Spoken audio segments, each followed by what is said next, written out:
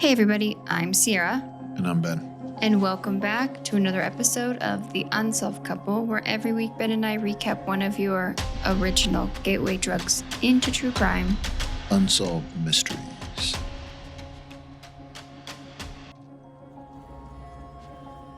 Okie dokie, artichoke. Okie dokie. How's it going? Good, how are you? I feel like it's been forever since we've sat down and recorded, but... It hasn't. It's only been a week. I know.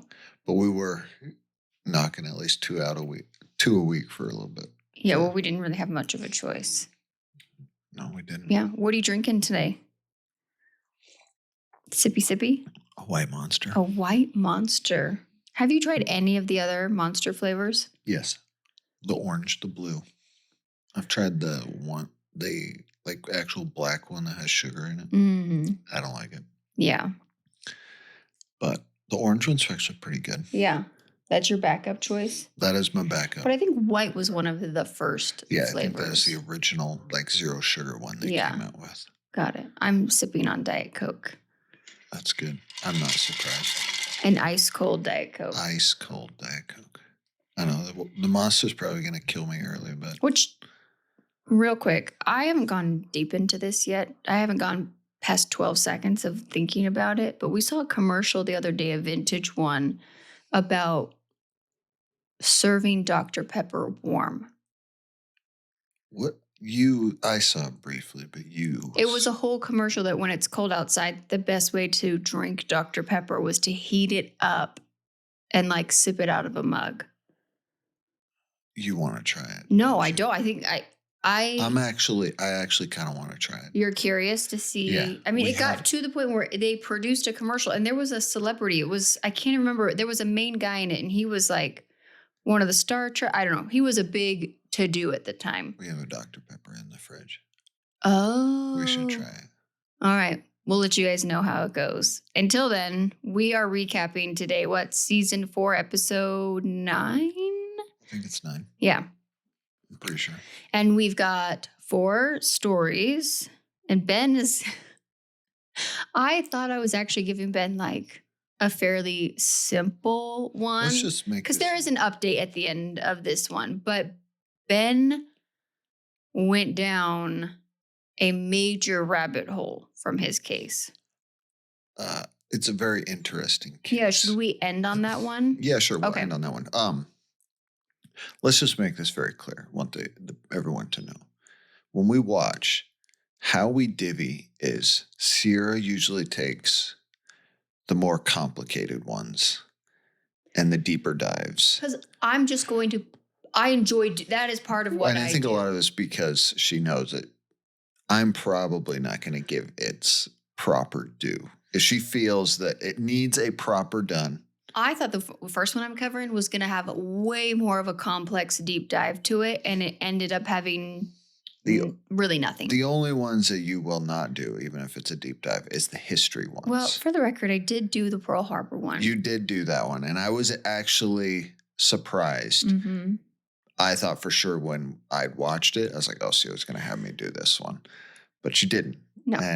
But that's only because it was reincarnation. And I have taken the last reincarnation. Yeah, and I find reincarnation and near-death experiences very fascinating. I do find the near-death experiences fascinating. Mm-hmm. But, yeah, I guess that's our third reincarnation. Yeah. But the second one had to do with the first one. Yes. So, but yeah.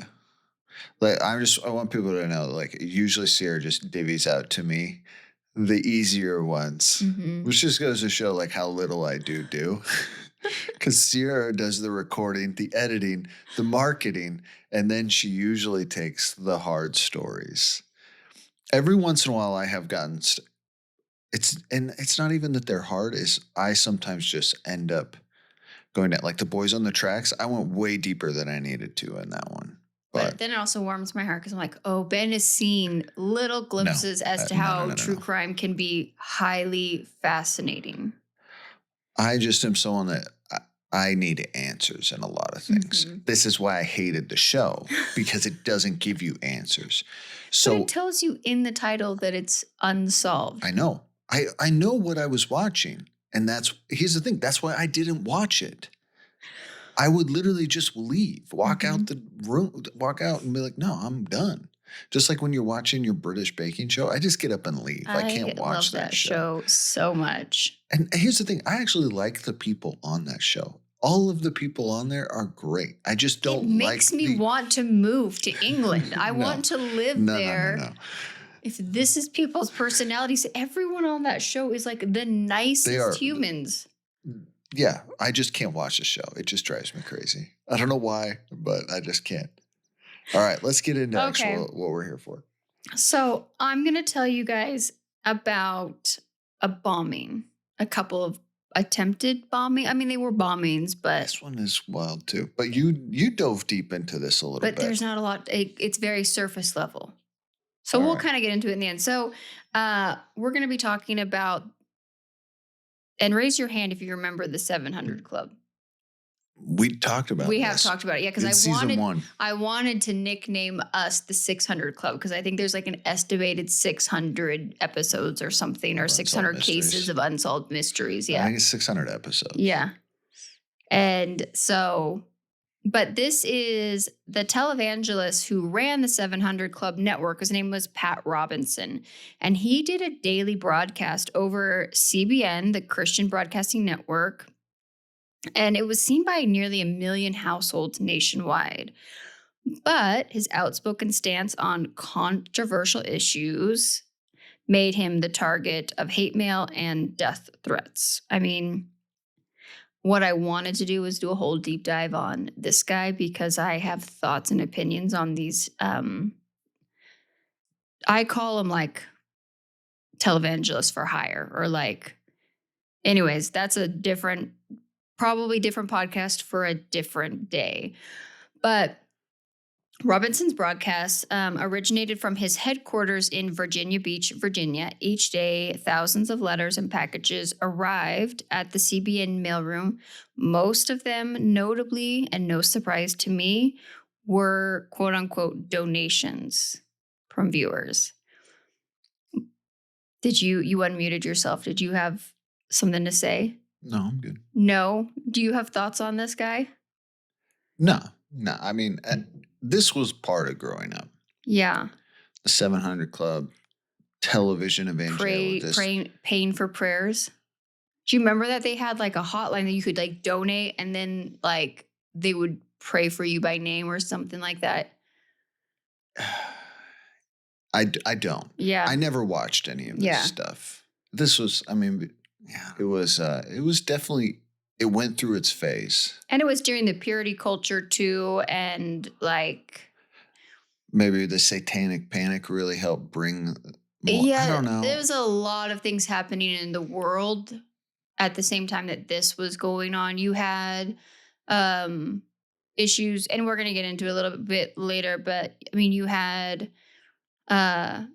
marital rights, how they were changing between, at the time in the United States, marriage was only recognized between a man and a woman, and that was starting to kind of get talked about changing.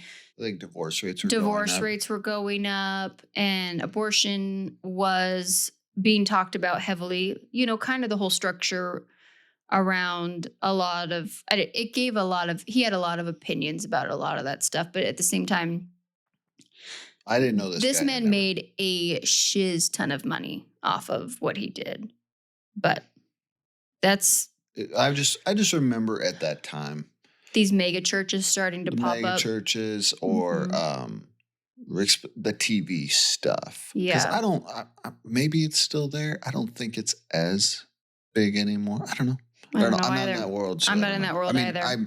But on April 27th, 1990, Scott Shepherds, I believe his last name is, a CBN security guard was called to the mailroom to check what is wrong with my mouth? A package addressed to Pat Robinson. When I looked at the package, he said on the monitor. Nailed it. Man, this Diet Coke is strong apparently today. So he said, and he's interviewed on Unsolved Mysteries, and he says, When I looked at the package on the monitor of the x-ray machine, I didn't see anything that led me to believe there was a problem or was really suspicious. I have a lot of questions to follow up because we're going to find out in a minute here that there's a pipe bomb inside this package. How do you miss that on an x-ray? I don't know. I guess there's a lot of questions. X-rays are very simple imagery. Yeah, how good was the x-ray machine? You know? But how hard is it to miss a cylinder? Pipe bombs are, I don't know. Anyways. Could have been a candle. Could have been a candle. Yeah. I don't know. I don't know. He goes on to tell us that he does still decide to remain on guard, but decides to open the package within the mailroom as well. So on guard, but kind of also not. And instead of like... Let's just be honest. What he really was, it's like, I don't know. Could be. I'm going to open it and hope for the best. Like, yeah. But how many times in life are we that way? It's like, well, hoping for the best. Yeah. So he basically says he didn't even like get a sticker or anything. He decides he's going to open it in the mailroom, but just stand as far away from it as possible and basically like flip the lid and like jump back. You're still muted. There you go. He said he turned his body away because that's clear because he gets his leg. Yeah. And, stands back and, whatever. Yeah, but so we're going to find out as soon as Scott opens this box, he wakes up next on the floor from an explosion. So he's rushed to a nearby hospital where he underwent emergency surgery to have shrapnel embedded in his leg removed. Okay, so we're going to actually find out that this is the second of 2 bombings. But they tell us the second first, and then they go to first. Mm-hmm. That's just like how Unsolved Mysteries loves to do so. They tell the story in the weirdest way. Why wouldn't they have started with the first one? I thought the same thing. Yeah. When they go, it's like, like Robert Stack in his way he says things.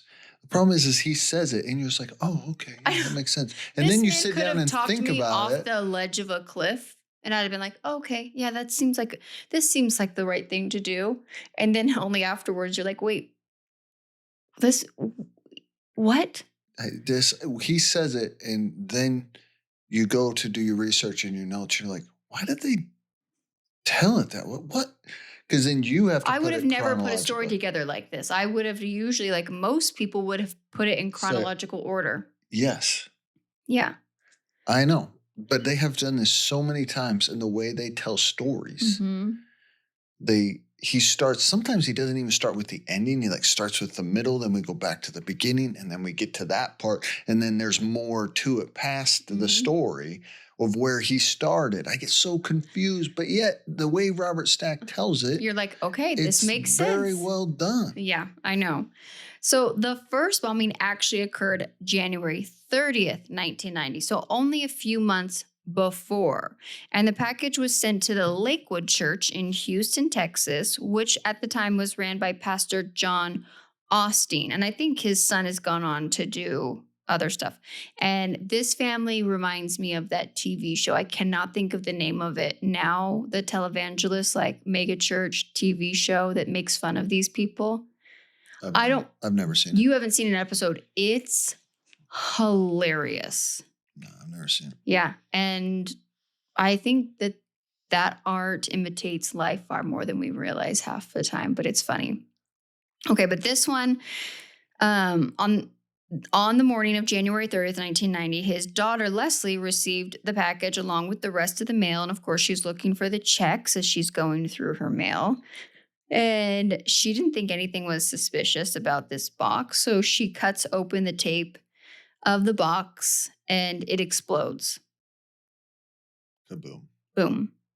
She goes on to receive 3rd-degree burns and cuts on her right leg and abdomen. She's interviewed. Security guys are interviewed. These obviously feel like they should be connected. Well, it's 2 very similar bombs. Yeah. Mailed this, and we come to find out they're mailed out of the same area. Same area, yeah.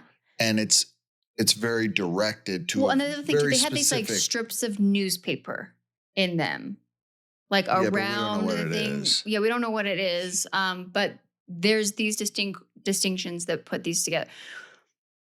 But after these bombs, these kind of failed attempts, there is no like ransom note, or they don't continue. There is no call to action. Like and this is what I think. Robert Sachs comes back on and is talking to us. Like they're just trying to figure out who did this, because this doesn't fit the pattern of a typical bomber. Well, they say they bring in the ATF comes in, they investigate it, Yeah. and they tell us like these are the things we know. Yeah. Right? It came from the same location. It came out of North Carolina, some out of what, Fayetteville? Yeah, and then they've got kind of, and I'll post a picture of it. They've got a description of a man that they think, and I can't remember. They didn't really say how they got. I'm gonna guess maybe they don't say how they got a mailroom worker or somebody says that they see something. I don't know, but it just looks like a kind of your basic standard white guy. Nothing distinguishing about him. They said that the box resembled some sort of box that maybe was used in the shipping of candles. Well, they said the second story. The second story, but the first one had a writing on the side. Said burgundy. And they did the cardboard boxes that they came from a manufacturer. A manufacturer that sold candles. Sold and shipped candles. But that was all they knew. Again, super vague. And you got to think back then in the 90s, like, I don't know, you bought a lot of, I don't know. Yeah, I don't know.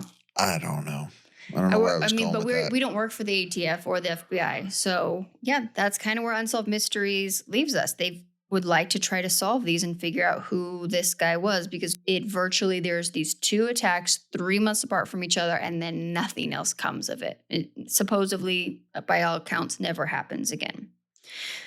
Okay. Are you ready for your update? Okay. Unsolved to this day, which I actually think is crazy. I was not expecting Because I imagine if the ATF and all these people got involved in it, they have that evidence in a locker somewhere, and they could probably current day do far more testing on it than they could have back in the early 90s. But there are a few theories floating around the internet. So this is what I found. Investigators originally thought that the case might be tied to other bombings that had occurred in the South. In December of 1989, in Mountain Brook, Alabama, Judge Robert Smith Vance was killed by a mailed pipe bomb. 2 days later, in Savannah, Georgia, civil rights attorney Robert E. Robertson also killed in a similar fashion. These bombings were later found to be committed by a man named Walter Moody. Moody was never conclusively linked to the televangelist incidents, but he was actually executed by the state of Alabama in April of 2018. The other one is Eric Rudolph. And he is well known for killing 2 people and injuring over 120 in a series of bombings in the late 90s. So Rudolph matched a physical description, and I did take his picture from around the time that he was arrested and put it side by side to the sketch we have. It matches it pretty well, but again, he just looked like a white guy. And the bomber was also based in North Carolina in the 90s, which is where he's from. And the bombings also were similar in how they were built and the mechanisms inside. Rudolph was a follower of Christian identity movement, a white nationalist version of Christianity, which that whole sentence is an oxymoron in my opinion, but I digress. That was often at odds with more common evangelicism of American South. However, Rudolph never technically, by all accounts, targeted and why can I not speak today? Evangelicus in his confirmed attacks. He was mostly motivated from his extreme opinions on abortion and homosexuality.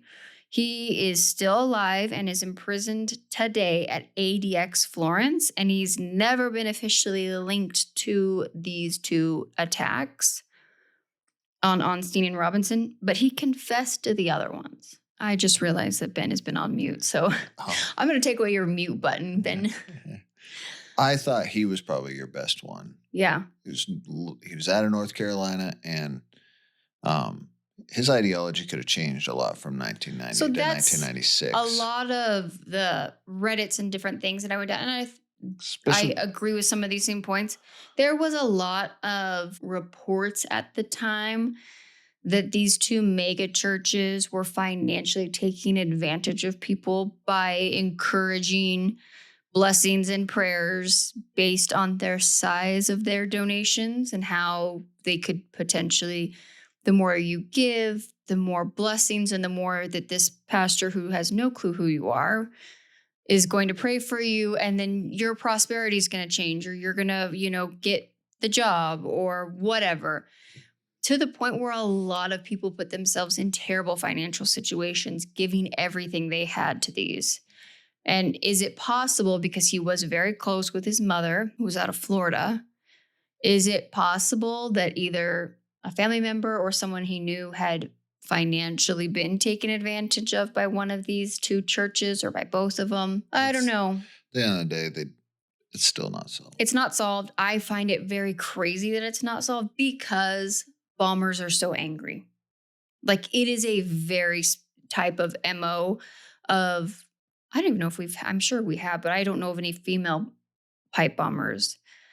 But it's a very specific mindset, ideology, the way of which you go about this. And it even takes a certain level of like education and skill set to be able to build these, and then it's crazy to me that someone would go through all that work and effort, fail at it twice technically, and then just decide I'm good.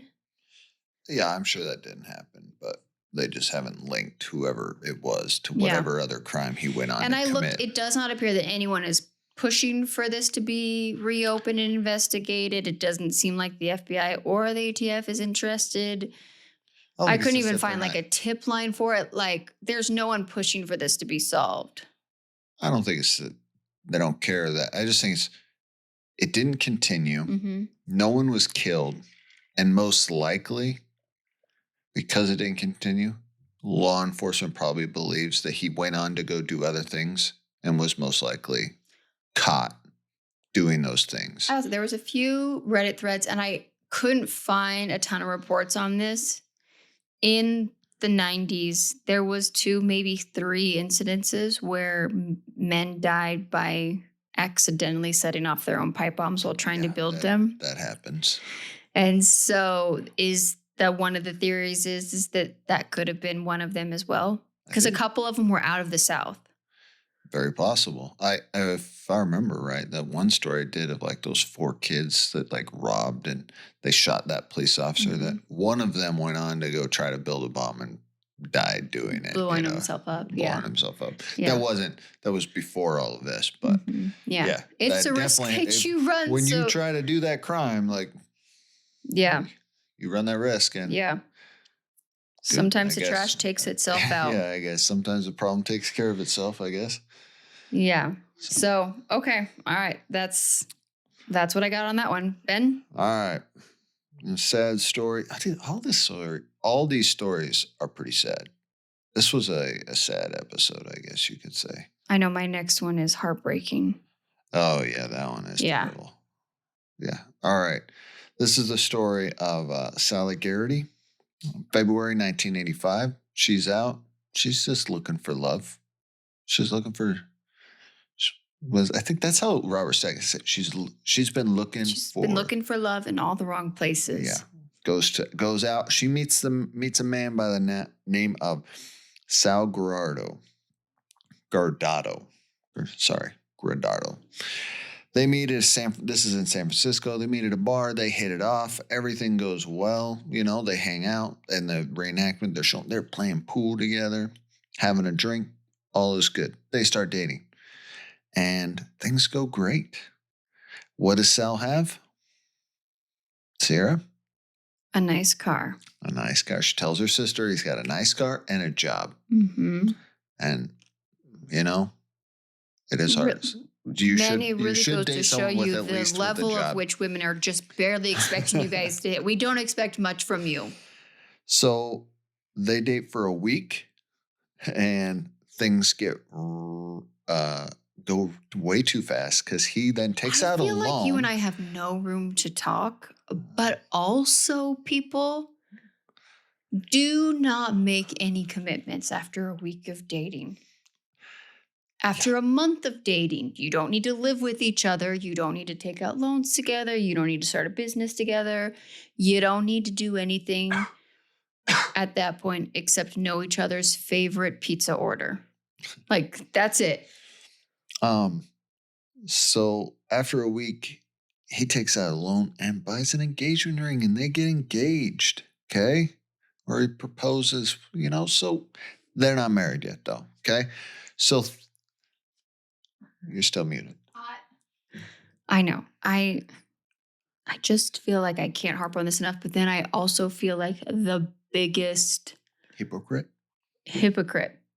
You and I dated longer than a week, but in the terms of what I now as a full-fledged frontal lobe fully developed adult, even looking back on how quickly you and I got engaged, I'm like, we met and in a year we were married. Within the year we were married. We met in August, right? July. Yeah. July, August, and then we were married the next July. But we didn't date we knew each other in the summer, casually. We dated in the fall, then we broke up, then we got back together in the winter. Version of how this all went. We got back together in the winter, and then we got engaged on New Year's, and we're married in July.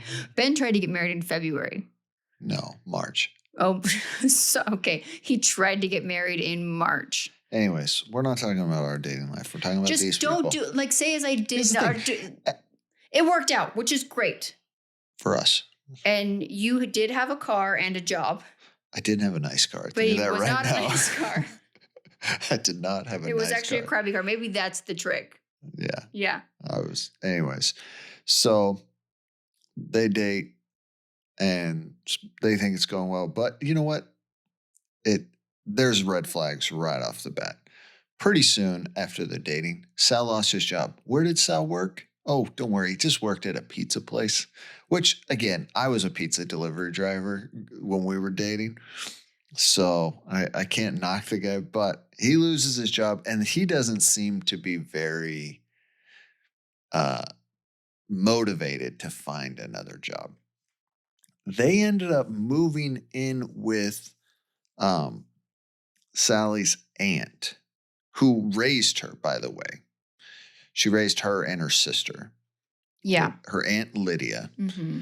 Who's interviewed and seems like the nicest woman. Lady. Yeah. She lets them move in.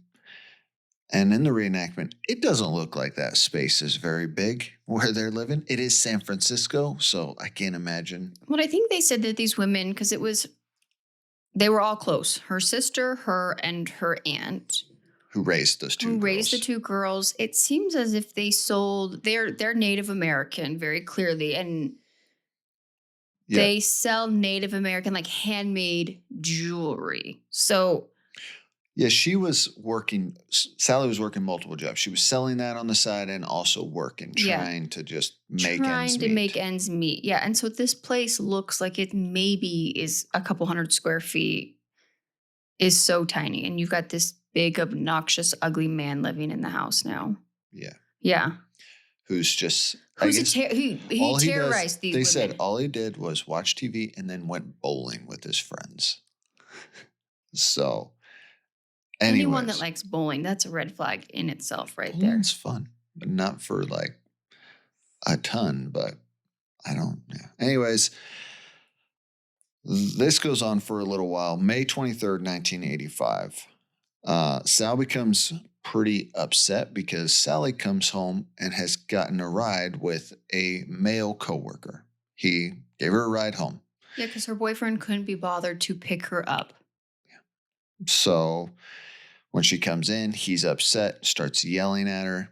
And she's like, there's nothing going on. He was just giving me a ride. I don't know what you're upset about. But this turns into a massive argument. During that argument, Sally's aunt comes in, Lydia. And she, in the readout, she just goes into the kitchen. She starts making herself a sandwich. Sal comes in, throws money, and says, I need you to go to the store and get me some smokes. And this poor lady says, okay. Do you know what I got for Christmas, Claire? What? A pack of smokes. I don't know what that's from. Seriously? Yeah, seriously. All right, let's all say it together. 1, 2, 3. The Breakfast Club.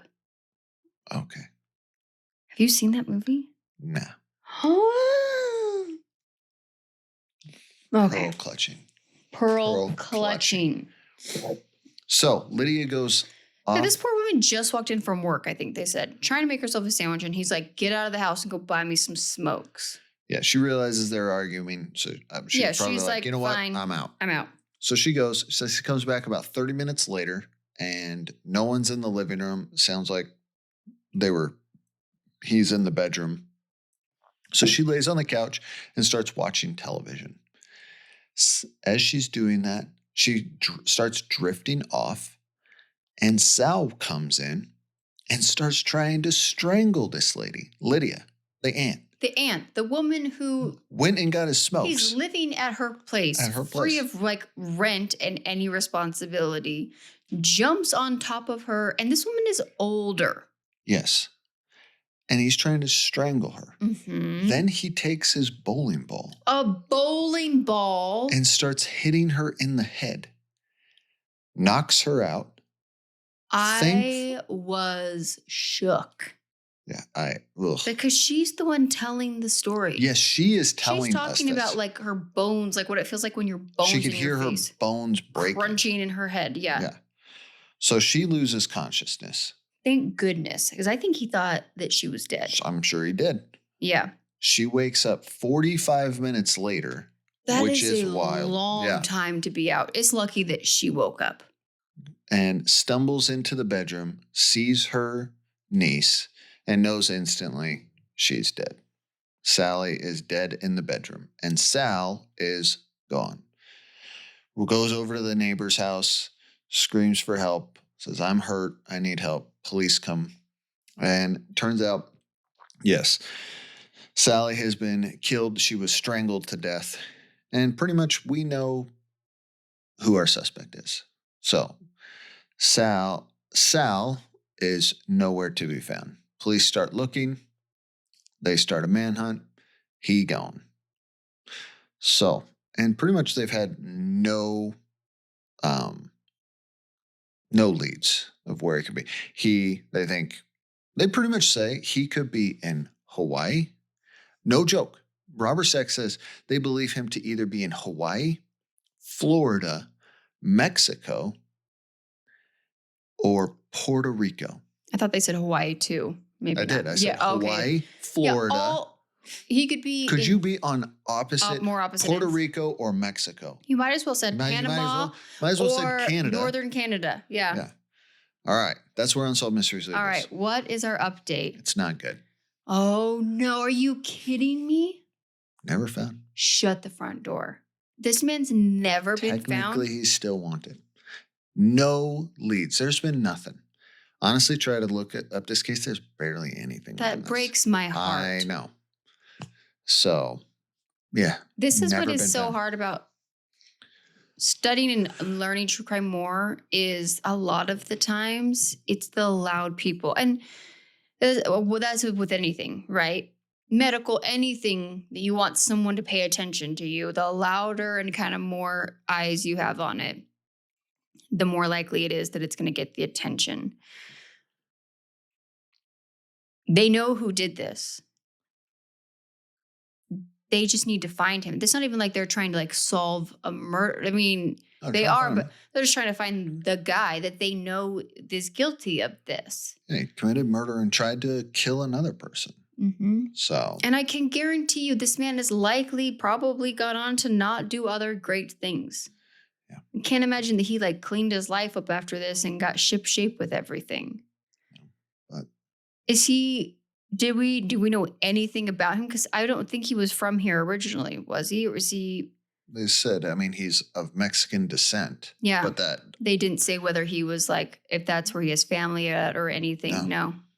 And it's really hard to find information. There's really not much. The only real articles on this is from Unsolved Mysteries. It was that it was going to be on Unsolved Mysteries. Yeah.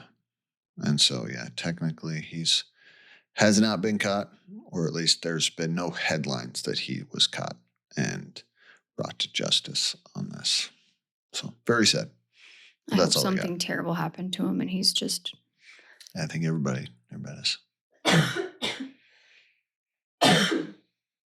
Sorry, excuse me. I got something in my throat. Okay. Ooh, I hate that. Okay. Well, buckle up because it's not going to get much better, you guys.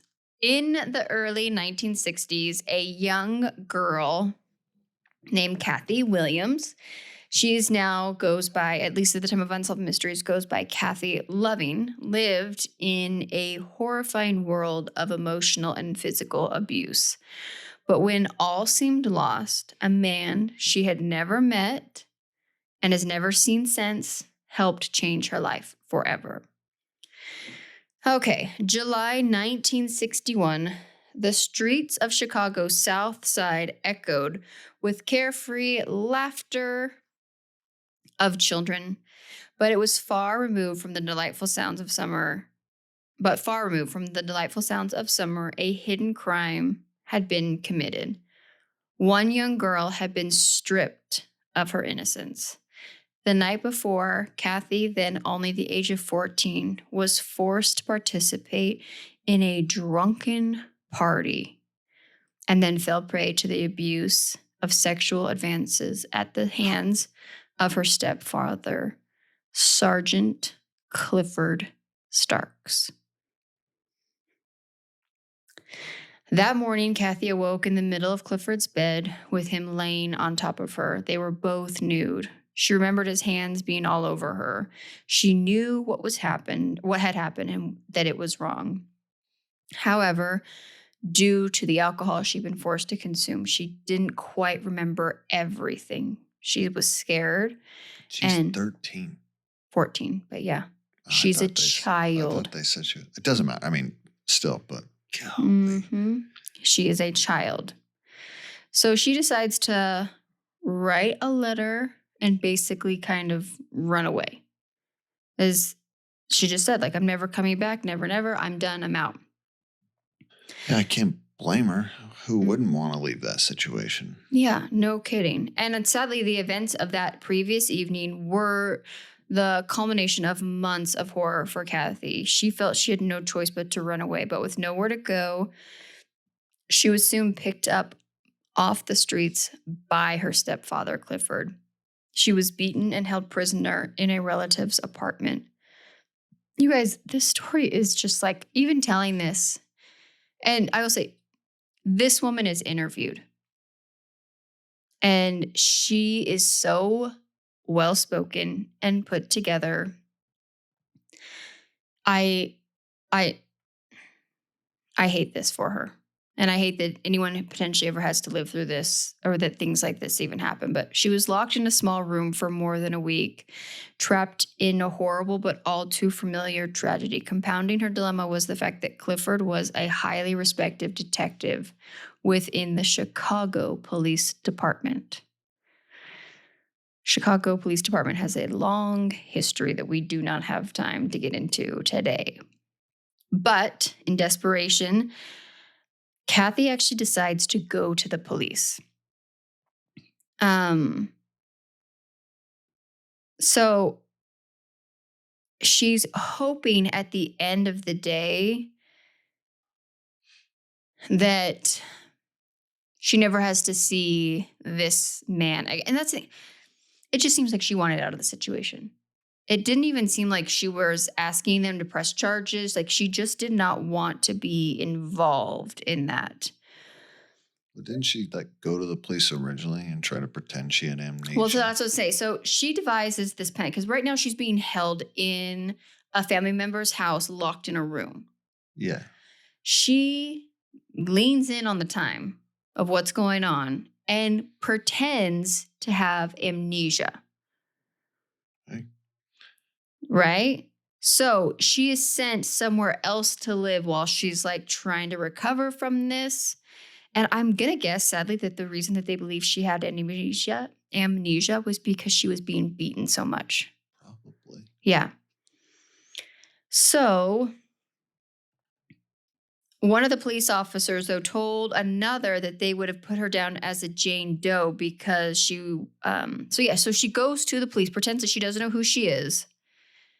And then she thought that they would take her somewhere else and she could go live in foster care or something because they didn't know her name. She was willing to go live anywhere and do but anything. not wanting to go home. And basically never claim her own identity back again. Yeah, she was fine with it.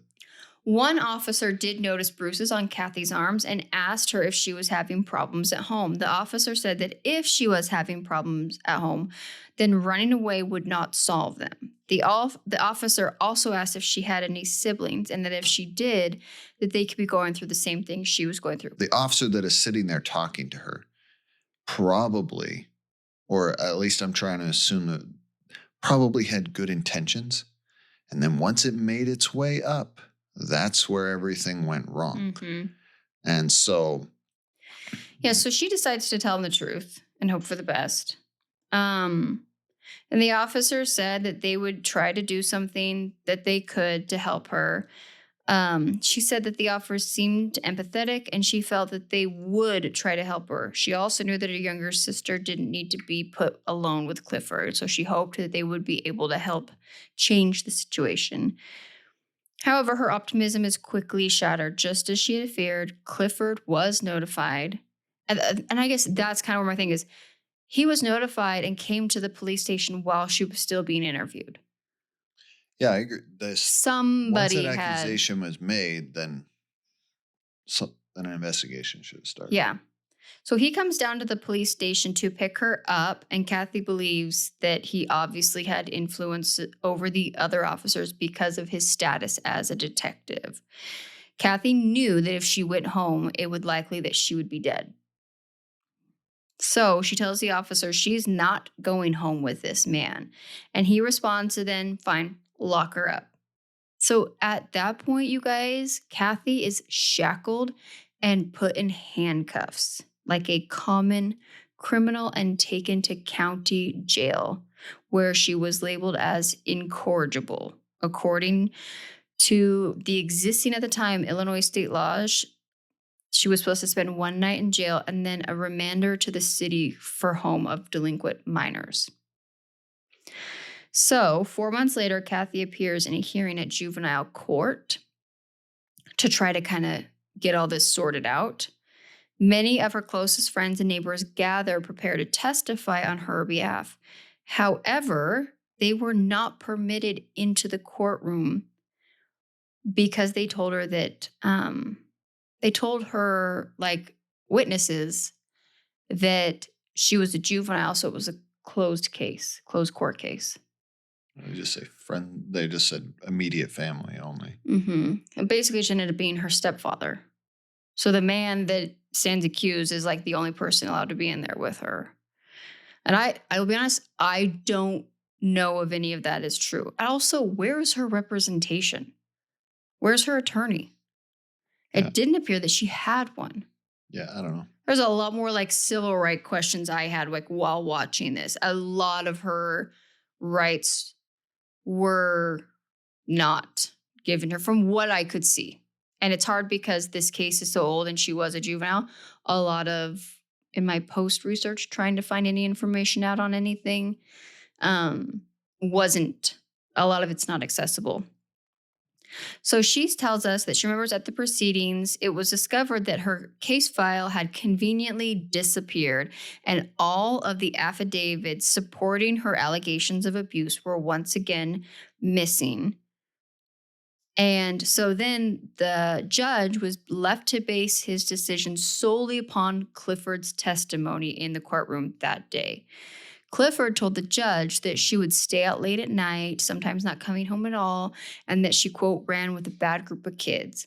He said that she had all kinds of trouble and that she was basically a runaway teenager and a prostitute. He also said that she was heavily into using drugs. This, all according to Cathy, is not true. So the judge orders at this time that she be confined to the Illinois State Training School for Girls at Geneva until her 18th birthday. That's a lot. Yeah. 4 more years. And this is like not. Well, what's wild is to be able that they send a kid there for 4 years with technically no criminal record. No criminal record. Because you can make all the accusations, but she hasn't gone to court and been convicted of anything. No. And so she doesn't have a criminal record. She's there without representation. Yeah. That judge is an evil man. It was pretty wild. I was surprised by that. But then I'm like, oh, Chicago. Like, this isn't the first time that it's been known in Chicago for things to be wildly, like, what's the word I'm looking for? Corrupt. So she basically feels like at this point, it's the end of her world. She did not realize that she could feel much more pain or hurt. And each time she thought things can get worse, they seemed to. Looking at her friends and family, she wondered why these things were happening to her. I mean, yeah, she is the victim, and not even the victim of like something small, the victim of a horrific multiple years of building up to these terrible things happening to her. Locked up, beaten, abused, battered woman, all, and now she's the one being locked up, and literally because she was, quote unquote, a bad child. So Cathy was placed in the custody of Cook County deputy sheriffs to be transported to the reform school. She had no idea, though, that this ride would actually become a remarkable turn of fortune. When she was in the back of the paddy wagon, she started sobbing. She said she could not control it. Everything came out. And it dawned on her at that moment that no one knew where she was even going. She didn't know where she was going, and she felt like she was basically in the depths of hell. Alone and scared nearly to death, Cathy began to blurt out her story to the deputy driving the paddy wagon. She told him that she did not do anything wrong. She said that Clifford had been molesting her and had used his influence to put her in jail. By the time they arrived at the reform school, the deputy was convinced that the system had made a terrible mistake. To him, it was obvious that she was being punished for being the victim. The deputy at the time risked his own job by offering to help. He told Cathy that he believed her story and wanted to reach out to her friends in the neighborhood. She gave them the name of her friends, Louisa Gardner and Maisie Bell. By that point, she did not know if she could believe that he would help her or not. I mean, fair. Everything has failed her to this point. Yeah. So she said she really didn't have any hopes of this turning anything, but was on her way to the reform school. But she just knew in her heart that he did believe her and that there was something kind in his eyes. And she hoped that he could be the one person that could do something for her.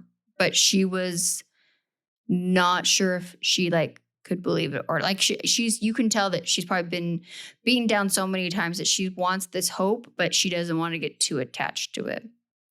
The unknown deputy, though, however, was true to his word. 7 weeks later, Cathy was taken into a state building downtown Chicago for an interview with a social worker. The deputy had contacted Cathy's friends and put them in touch with the proper authorities. Some had even signed affidavit corroborating the accusations against Clifford. The deputy also talked with the social worker and told him about Cathy. The social worker and his office reviewed everything and realized that she had apparently been railroaded. He told her that she just needed to stay out of trouble and that he would be in touch. Cathy thanked the social worker but assumed that nothing would change. However, this time this system did work. 2 weeks later, she was released from the reformatory. Ultimately, she was declared emancipated minor and went to live with friends in the neighborhood. She was very happy to go to her new home with a new mother, new father, and a handful of new sisters. Cathy was fortunate and she flourished in this new family. Started a church group that offered counseling to abused children. She later had a son and moved into a well-appointed suburbs of Atlanta, Georgia. She has never forgotten the unknown deputy who lent them a helping hand and who, above all else, was willing to help her when no one else would. She hopes to find him and say thank you to him, because he was willing to help when so many people had refused before him. But because of the fact that she reached out to him and acknowledged her and but because of the fact that she had reached out to him and he had acknowledged her in that moment and gave her help that she needed, she says gave her her life back. Cathy feels that she has touched other people's lives in many ways, and she believes that the deputy had not helped her, none of these things could have been done. She does not know the deputy's name. In 1961, he was running transports between the Juvenile Detention Center in Chicago and the Illinois State Training Facility in Geneva. And that's about where Unsolved Mystery leaves us. Okay, here is your update. Solved. On the Night of the Story was actually re-aired, so it was aired a second time, like just over a year and a half later. Cathy's search for her unknown benefactor came to an end when former Deputy Sheriff Fred Lai of Chicago called the telecenter. He said that he had watched the story and remembered this incident vividly in his mind. That evening, he and an overjoyed Cathy spoke on the telephone and made plans to meet as soon as possible. On July 18th, 1992, Cathy and several friends gathered at her home to await the arrival of Fred and one of his daughters. For Cathy, it was a special occasion which afforded her the opportunity to finally say the words thank you. When the two were united, she told him how she had been waiting for many years to say, I love you and thank you. The celebration was a culminative of homemade feast prepared by Cathy, which included Fred's favorite dishes. No word on what those dishes were, sadly. I tried to look. Yeah. I bet it was good. You guys, they show pictures of Cathy in her life post her teenage years. First off, she's one of the most beautiful women I've ever seen. She's married to this like amazingly good-looking man. They have this gorgeous baby. And then she's got all of these pictures of like notable people and like charity work. Did you see what one of them was? Who was that? President Jimmy Carter. Yes. She's with President Jimmy Carter. Yes. Like this woman went on to do incredible things. Yeah, clearly. Yeah. I tried to look and see if I could find the name of her foundation. I couldn't, but she's got to be involved in something along those lines. Excuse me. So, yeah, it just seemed that this man, I don't like a lot of love stories, but I did enjoy this one. And the fact that kindness and taking a moment to feel empathy for someone, this man had to have put his neck on the line. Because if he was driving the paddy wagon back and forth, he was like lowest man on the totem pole. He was a little junior bean at the thing. Well, and then to bring something forward that would implicate a police officer. What did he do? Where did he go? He went to the social worker. Ding, ding, ding. But he also did something smart. He went and talked to people first. He got witnesses. He got affidavits signed. Yeah. Because he knew. He knew once he made the accusation. I'm sure he was told to let it go. Once he made the accusation, if he didn't have anything to back it up, he would have been told to drop it and let it go, most likely. Yep. But so I noted that at the beginning. He didn't go to the DA or, people that could actually do anything. He went to a social worker who likely is far more well-trained on interacting in conversations with people in bad situations, right? And the social worker must have called in some favors because I don't know how much pull the social worker has either. Especially when this girl has been sent there by a judge. Mm-hmm.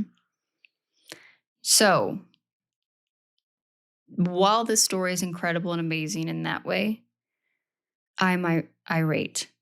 I'm sure you are. Her father, or her stepfather, was never prosecuted. I looked him or up a little held bit. in account in any way, shape, or form. Yeah, see, that is.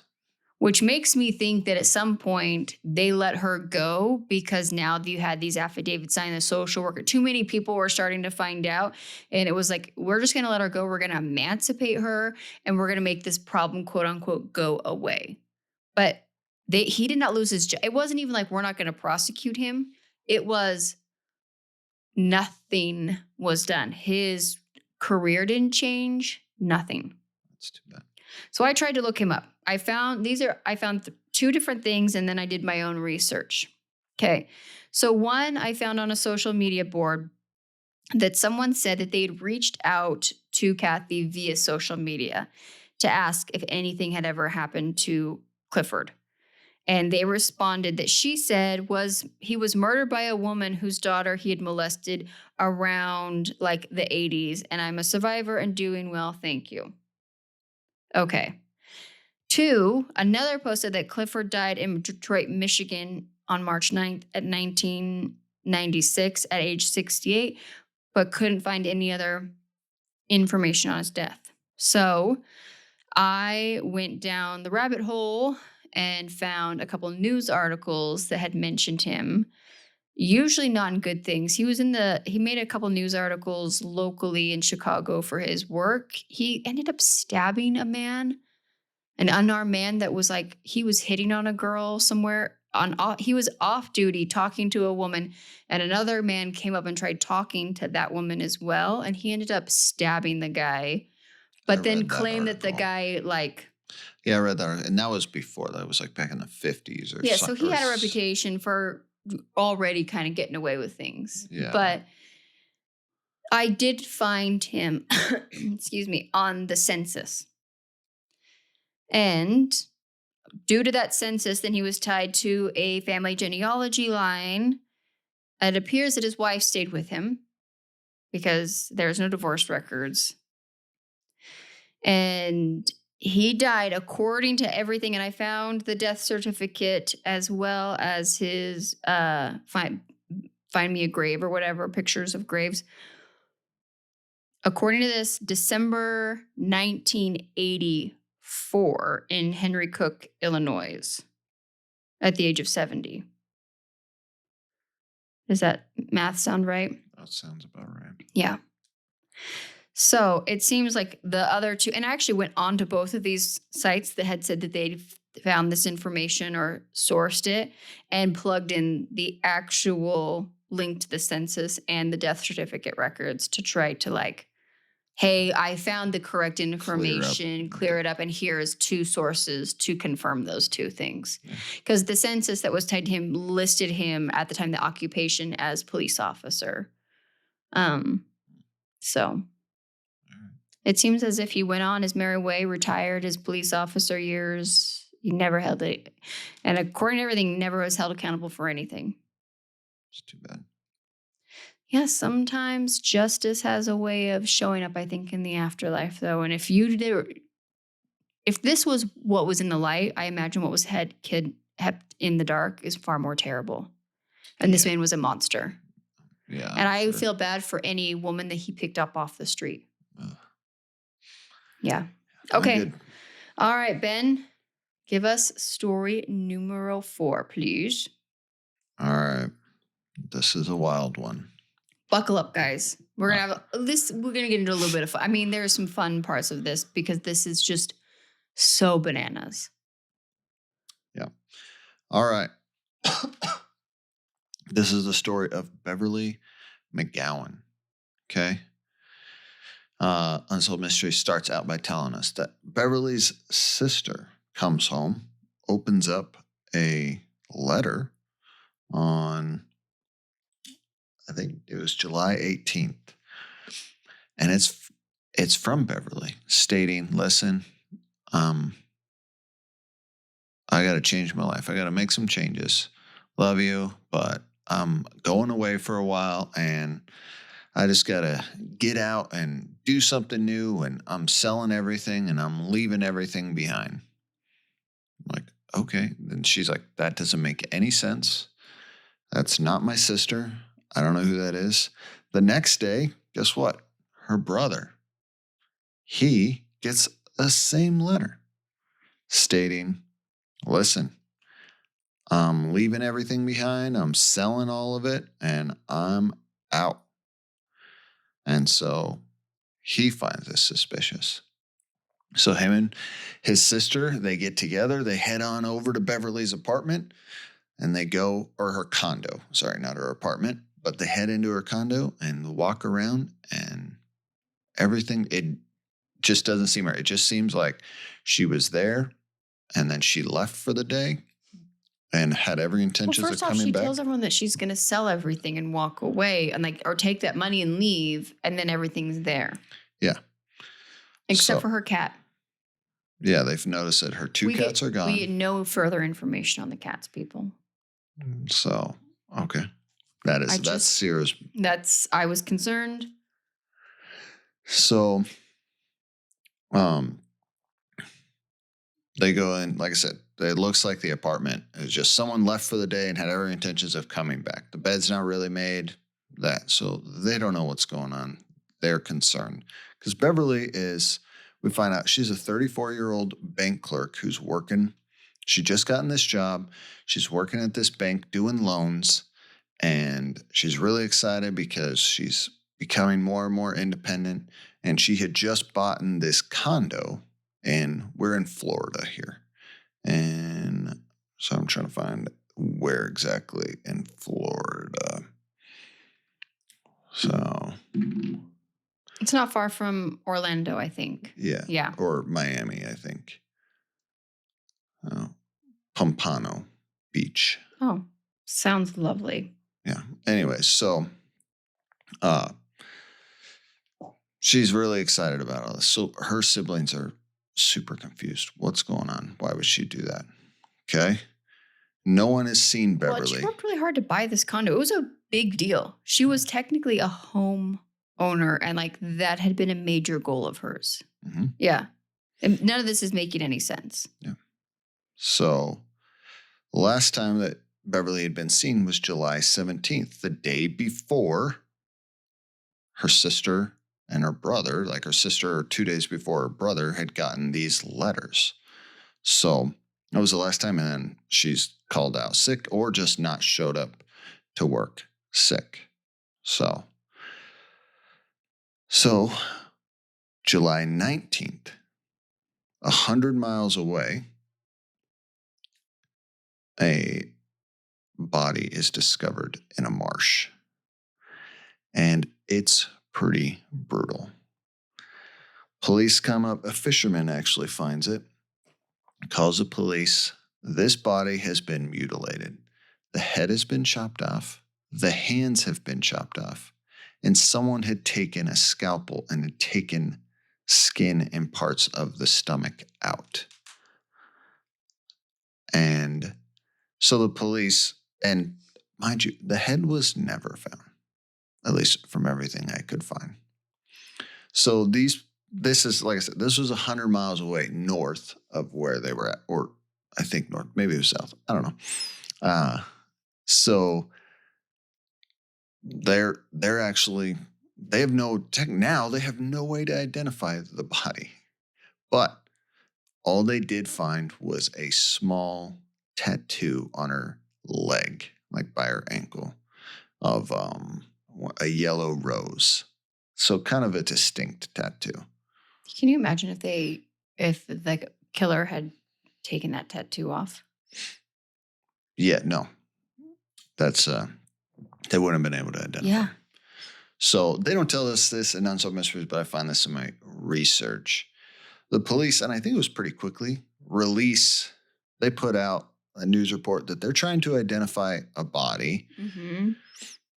And they they give the details. This is what's happened, but this is the only. So if anyone knows if anyone's missing, someone with this tattoo and they have this on their tattoo, leg, we're gonna need you to call us. Well, unfortunately, friends and family hear this. They know instantly. Yeah.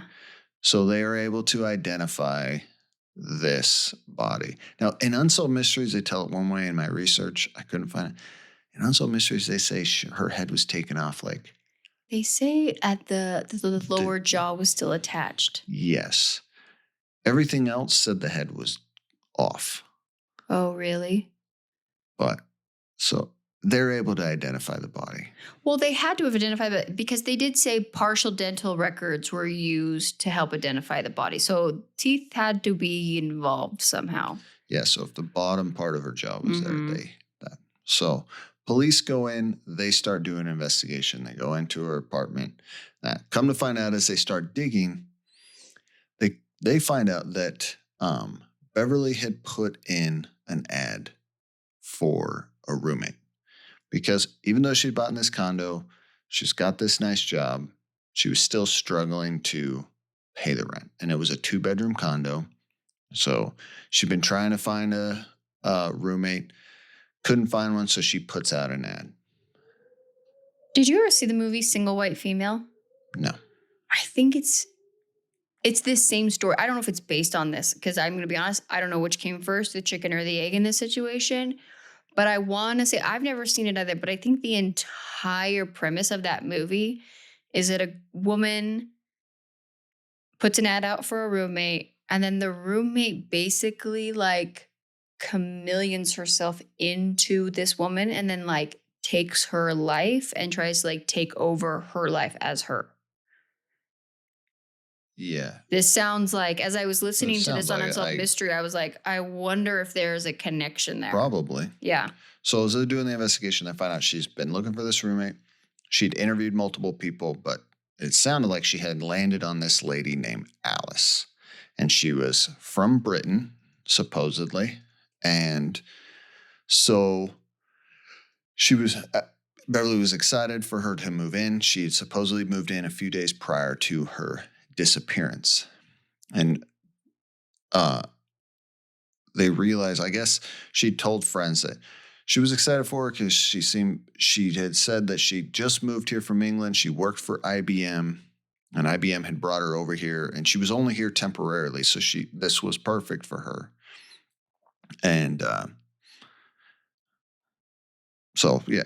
And I guess she was big into numerology, numbers. Numerology, yeah. Yeah. So come to find out, the movie's not based on this, but it kind of is. It feels like the author failed to give some credit where credit is due. So numerology, I guess, is this way that people are able to tell your future and your fortune. It's like by the numbers in your life. So she's able to pry out of Beverly her social security number, her bank account number. Her favorite one, passport number. So all of her personal numbers. Well, as the police investigate more, Beverly's car is missing. Her cats are missing. Her birth certificate's missing. Her ID is missing. All of these things are missing. Like all of her. What do you think she did to those cats? I don't know. We know what she. So. The cats are missing. I don't know. If you were willing to decapitate a woman's body. I don't know. So, anyways, sorry, I lost where I was at. Sorry, I got distracted on the sadness of the cats missing.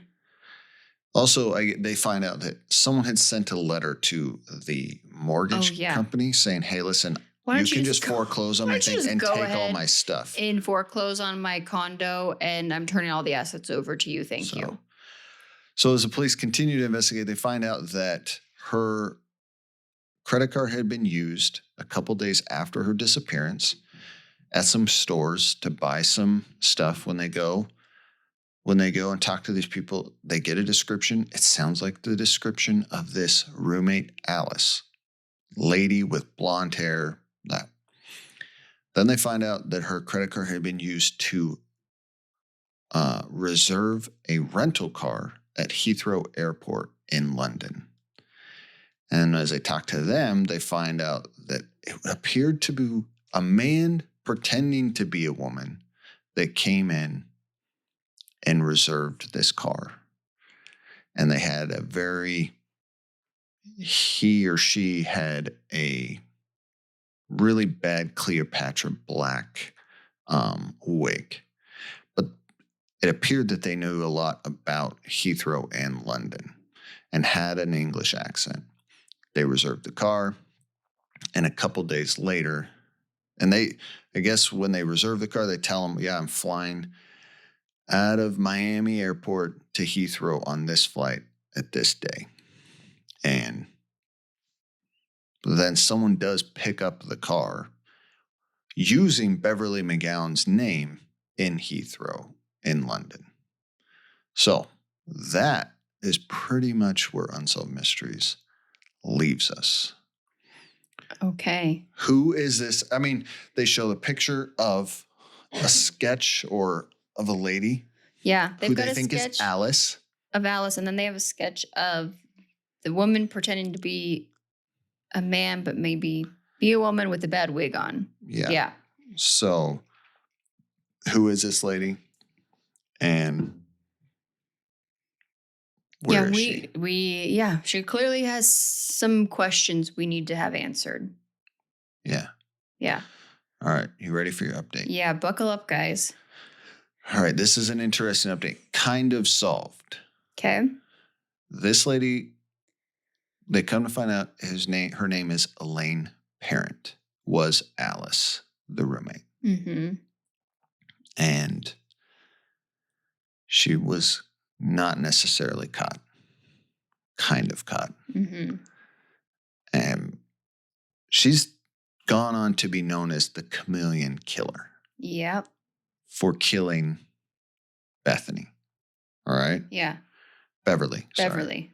So, yeah.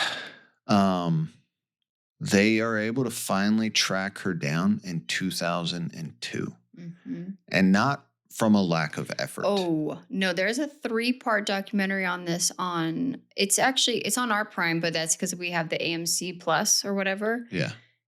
What's it called? It's called The Chameleon Killer, isn't it? The Hunt for the Chameleon Killer. Yeah, it's a good documentary. It's not great because it drags on quite. It's a lot of repeating, but it's very slow. Very slow, but it is in depth and more well told than we'll be able to tell Elaine here. Parent was known.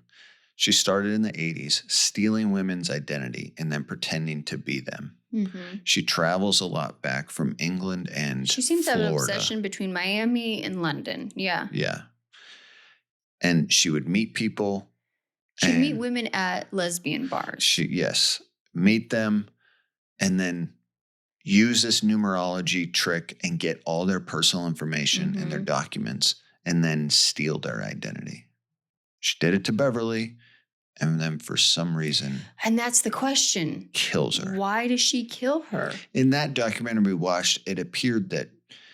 So she'd been living in London for years with a girlfriend and having a long-term relationship, and that was fizzling, and they think that she that happened. She went to Florida, and that was a breaking point, and then... She just snapped, and then she goes back to... Yeah, because she goes back to England to live... She rekindles things. Well, rekindles... Yeah, they were able to find... So the police... She was in a highly abusive... She was the manipulator and coercive control and abuser in the relationship with her girlfriend in London. After the murder, she goes back there and I don't want to say rekindle, but she intrudes her way back into this woman's life again for a short period of time. We never know who this lady is. Yeah, she's terrified of this woman. Yeah, she moves out. Anyways, it's a long story, and I'm not going to go into all the details. The police are finally able to identify her because she flies from Miami back to England using one of the IDs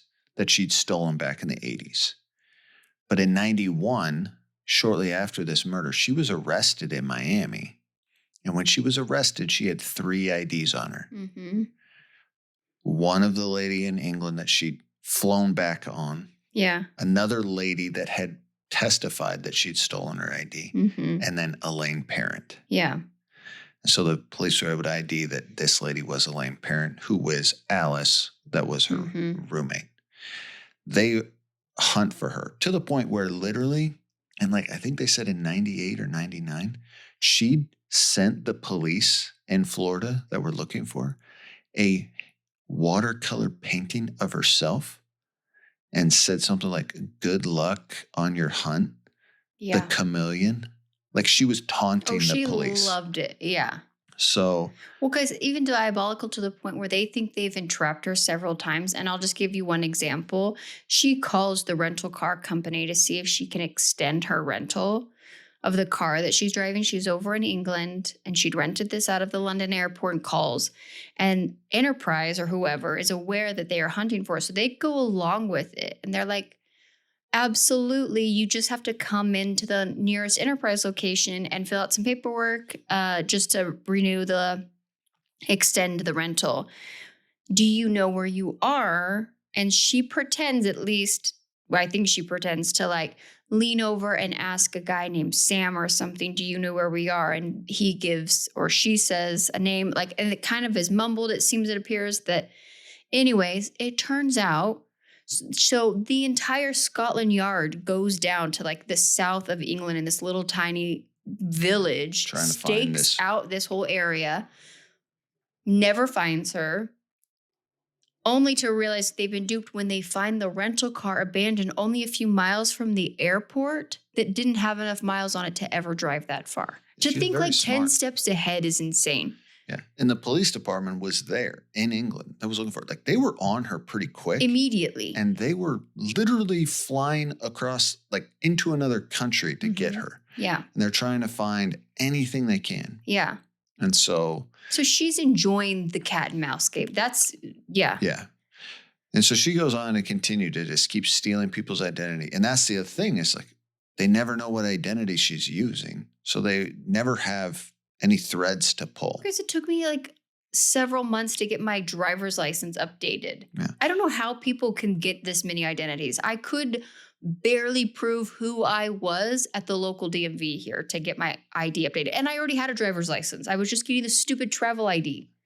So come to find out, in 2002, she had been featured multiple times on America's Most Wanted. She had been, yeah. So she'd been featured again on America's Most Wanted.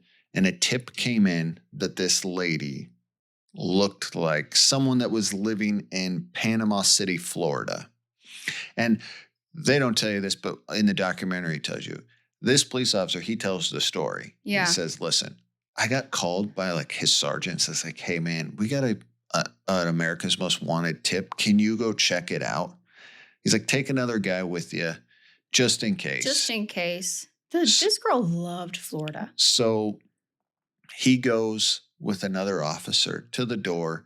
It's late at night or middle of the night. He says he knocks on the door. She answers. And he's like, hey. And he even says in the interview in this, he's like, I didn't even think it was her.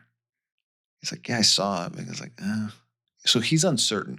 Because the reason I'm telling you this, because you're going to come find out.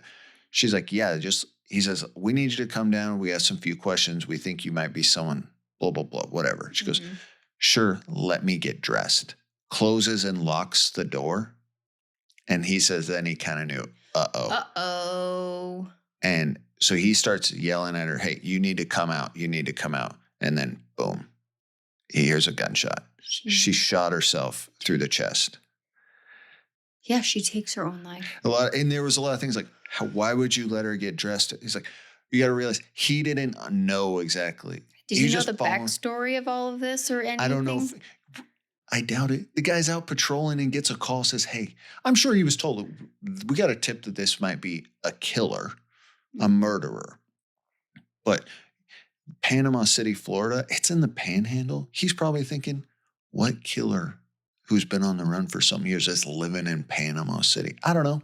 At the end of the day, he goes to the door. He asks. But that's the thing is he didn't have a warrant. He couldn't demand that she comes down there. There's only so much he can do. He can ask her. Can you come down? Whatever. Sure, let me get dressed. Close the doors. Boom, shoots herself. So they do believe, because they do believe that This was Alice. I mean, technically it was because all the clues led them to this lady. Mm-hmm. Here's the best part. Elaine Parent doesn't exist. Yeah. They cannot find a birth certificate or anything. They don't know who this lady is. Her origin story. Yes. She literally appears out of nowhere in her, early 20s? Yes. Yeah. I read 2 different articles. One said she was born in England. Another said she was born in New York. New York, yeah. Here's the thing. They know that this is the lady that was masquerading as Alice and stealing everyone's identity. They just don't know. And they've assumed that her name is Elaine Parent. The only reason they think her name is Elaine Parent because she had an ID that said Elaine Parent on her at one time when she was arrested. And it seemed to be the most prevalent one she went by. Like when she was in England in that long-term relationship, that's the name that like her partner knew her as and everything. Well, that was the name she used when she was a real estate agent and actually did like legit before she started just stealing people's identity in that. Mm-hmm. But they technically use no records. They can't find like a solid record that they don't this know lady who was she born is. Here at this time. Mm-hmm. They think she was born in the 40s. It'd be interesting if they could do some familiar DNA and find some. Yeah, I mean, that was in 2002. She was buried, and they probably now are like, maybe we could figure this out. But at the end, anyway, so that is technically crazy. It was a wild story. I feel terrible. This girl was just looking for a roommate, and that was the thing too. It's like you said. She stole other people's identity. She stole one of her lover's dogs, took her 2 dogs and left. There's so much more to this story. But she had showed erratic behavior, but she had never shown violent extreme. I think or maybe her partner talked about some physical abuse a little bit, but to jump from identity theft and fraud to a very graphic, brutal murder. It's not just a little murder. Mm-hmm. You decapitated someone and cut their hands off and then mutilated the body to try to stop people from identifying. Yeah. They think that she just didn't know she had that tattoo on her leg. Thank goodness she didn't know she had it. Or she would have cut that tattoo off too. Oh, absolutely. Because the reason her stomach was mutilated. There was a tattoo there. There was a tattoo there that the family also knew. So they think she cut that tattoo out of her stomach. Yeah. So that they couldn't identify her. And that was the other thing too. She never, at least according to the stories that we do know of, had never answered an ad for a roommate. This was a new tactic as well. She usually went after victims. She was well known. She, from all accounts, was very beautiful and had a lot of luck picking up women inside women's bars. Yeah, I don't know. Weird story. Yeah. Sad, but I mean, I don't know. It's diabolical. It could be a movie in the fact, and it would be that in the fact to this day, we still we know nothing about this woman before she first showed up in Florida as a real estate agent. Because they don't understand her reasoning of why she killed. Yeah. Beverly. That's what I mean. Why? Did Beverly push back? Did Beverly reject her in some way? Did Beverly find out something about her? I don't know. But okay, guys. Well, that is our episode and our recap. So feel free to hang around while I ask Ben a silly question. And if not, feel free to exit stage right, and we'll see you again here next week.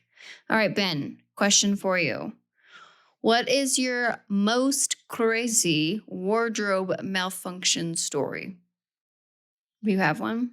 I don't know. I don't really think so. I'll let you go first because I know you got one. Okay, I actually have 2, but I'm only going to share one because one of them is kind of embarrassing. They're both embarrassing, but... I think a wardrobe malfunction is an embarrassing story, but... Yeah. All right. So, one of my biggest fears is to have an escalator take off my dress. That's never happened to me. But... escalators are scary. And if they suck up your skirt or something, you're not getting it back. So that's never happened to me. But several years ago, so I'm a real estate agent, and peak real estate market post-COVID was a few years ago. And I was working I was working so long and so many hours, and which is great, right? I love being busy. Clearly, I have 27 projects at all times. And I had a really high-end listing appointment that I was very excited about. And I knew that they were doing multiple interviews with agents, which is common with high-end clients. And so I put on, if anyone sees my Instagram, I dress a little funky. Like I have a very distinct style. And anyways, I put on what I thought was like a great outfit. The high-waisted mom jeans were just kind of coming back into style. I'd gotten a new pair and I go out. I have this amazing interview with these clients and I'm like, all right, nailed it. And I get home and I'm walking into the house and I like walked in to wash my hands in the bathroom. And as I take a step back, I look and realize these high-waisted pants had a slippery zipper. I could never wear them again. I could never get the zipper. They fit just fine. But the moment you put them on and sat down, the zipper came down. And because they were high-waisted, it was a very long zipper. Everything up front was out for the world to see. And because again, they were high-waisted, it's right there. It was like, it's so obvious in your face. Everyone has had like their fly come down at some point, but if your pants are like lower and a little baggy, like sometimes you're like, is that person's fly down? Oh no, it's not. This was no mistaking. They were tight around my like waist and stomach and area. And it was spread apart. You could see it like it was. I remember like I almost just burst into tears when I saw that because it had to have happened when I got in the car to like, and it was likely there the entire time during the whole interview process. When I stood up to shake their hands goodbye, they gave me a tour of their house. Everything was on full display. Did you get the listing? I did get the listing though. Right, and I sold it with multiple offers within like a day. There you go. So that's all right. But again, that was more, and that was one of my bigger, I have another one that we don't need to go into today, but. I know what's the other one. I know you do. Yeah. That one, thankfully, no one saw anything except for you. Yeah. Yeah. Your son saved you on that one. Yeah. Oh, and my youngest son saved me on that one. Yeah. Yeah. Oh. I don't know if men have them as often as women, but like women, like if you wear a skirt, even pulling up your underwear, if you're wearing a skirt and you walk out of the bathroom, if it's the same temperature in the bathroom as it is in your workplace or there's no breeze, you can easily catch your underwear in the bottom of your skirt and pull your skirt up and be cheeks out for days. I don't know what kind of, the only wardrobe malfunctions I can think of men is like having your fly down. Yeah, I mean, the only thing, so I've had several, there's nothing crazy. One time we went to a friend's house for dinner. We were hanging out with multiple families. And I went out and the kids were playing basketball. And I was playing and I caught my jeans and I ripped. Like, my butt was pretty much out. And they were like brand new pair of jeans. Mm-hmm. But slid them wide open.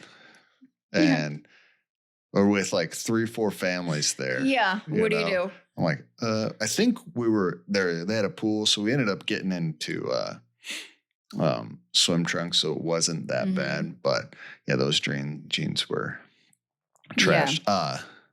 The only thing I've ever had is at work is we go over barbed wire fences a lot. Yeah. And that happens a lot where your pants catch the barbed wire. And right in the crotch area. Just rip it open. Rip them wide open too. Yeah. And then I would say the only other crazy, this isn't a malfunction. This is just a failure. Mm-hmm.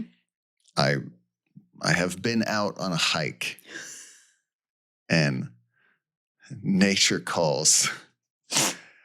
And unfortunately, I've better now, but I have not always learned my lesson. Well, you're also wearing several, like you've got gear on you. You're up in the woods working. I'm hiking. Yeah. and nature calls, and I realize I'm not fully prepared, and I've had to use my undershirt several times. Yeah. So it's not a malfunction as in I went to work with an undershirt on and I came home without an undershirt on. Yeah. And that's so funny. had to buy new undershirts for my failure. And stories like these, and I know that I would love to ask in our group if people have these stories, because to me, this is all human experience. Like, because you're mortified when these happen to you, but then you find out that everyone has these stories. And this happens to, I mean, being a female in the early stages of like female life, buckle up. Your world's about to get rocked. You're going to have a wardrobe malfunction several times a year. Yeah. I mean, maybe we'll cut this one out, but I remember the first time as an adult, I had an accident in my pants. Oh, men. This was something you guys, I did not know was a problem amongst men until I had these conversations with, one, until I was married. And then two, asking my brother about it and him being like, oh yeah. And then my dad, who also worked out in the woods a lot of his life, sharing stories. And I'm like, what is wrong with men? So I remember the first time I was just absolutely mortified. Mm-hmm. But now as a 40-year-old, it's happened a couple times. And now when it happens, I just laugh. I'm like, whatever, dude. It is. Because I've talked to so many other guys. They're like, dude. I remember sharing these stories like with my sisters being like, let's check in. Are all of our husbands? And they are like, absolutely. Yeah. And so now I'm not as like the undershirt. It doesn't bother me. It is what it is.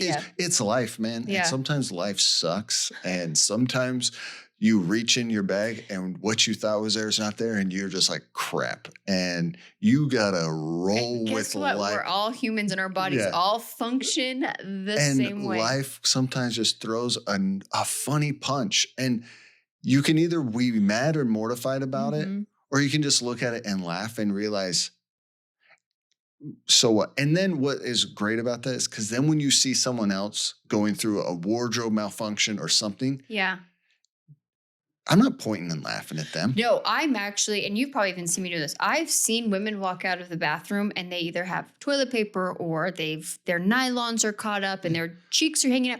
Whatever. I will be your best friend in that moment. I will walk up to you and block you. And I don't care if you are embarrassed or you're mean to me or whatever. I will never let a female, if she walks past me and something is wrong with her outfit, I will pull you aside and tell you. Because I'm actually surprised at the amount of people who see something like that and decide not to intervene. Well, so like, then what's wrong with you? Because it's something weird has happened to all of us. Absolutely. So when I see it happen to someone else, I'll either help them out if I can, or say, I'll shake your hand and say, I've been there, done that. You know what? This happened to you. I got no clue what's happened to me in the next couple of years, but it'll probably be more embarrassing. So I'm not pointing my finger and laughing at nobody. No, same. But yeah, I think so. Yeah. It's happened to the best of us. It's going to happen again. Everyone listening is now thinking of a moment where they were in the similar situation. Just laugh, man.